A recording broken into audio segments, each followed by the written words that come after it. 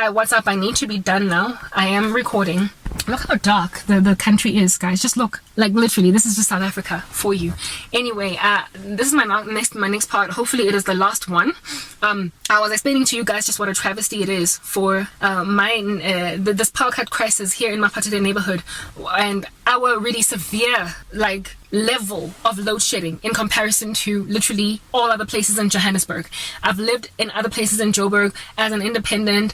I used to live in Fourways, which is in Sandton, which is an affluent, what is this neighborhood in this Johannesburg of ours. It's not far from where my sister stays in Morningside, where politicians even live. All right. And when I was living in Fourways, power cut, schmal cut, what is that? I didn't know it. Literally, I experienced no issues with power cuts when I was in Fourways. When I was in Naturina, barely ever. Even though Naturina is currently largely black, it nonetheless had less power cut issues because they were historically white, and so their power plant, whatever, is still kind of strong. It was built well with good infrastructure, with good raw materials. Workmanship was good because it was historically white, and so the black people who live there are not having such a bad time. When I was living in Naturina, life was not so bad. When I was living in Fourways, life was not so bad.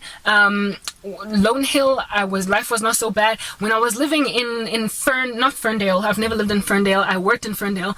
What I wanted to say was Olivedale, which is also a semi-wealthy neighborhood. Life was not so bad because they were catering to a genteel bunch of people, a gentrified bunch of people. They were serving a whole bunch of gentrified black people and I guess white folk and everybody else that's kind of bougie Lonnie. The middle class is being decimated, and everywhere where I have lived, where people are either upper middle class or basically just freaking flat out wealthy, they didn't have any issues with power cuts. But where I lived in less affluent middle class neighborhoods, they had issues with power cuts, like in Roodepoort, which is a middle income, it's just middle class, flat line middle class. There's nothing about it that is upper middle class. It's just middle class, that's it.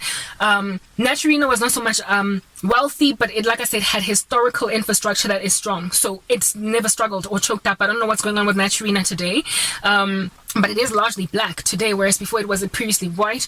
But my particular neighborhood is a travesty because it used to host middle-class white people in the days of apartheid, and today it hosts middle-class, diverse groups of people in, I guess, post-apartheid South Africa, but it is treating its middle-class population like they ain't jack because they just so happen to be kissing those that are living in bad conditions. Not everyone in Soweto is struggling financially, but it is largely a poor township. It is. Let's just face that fact.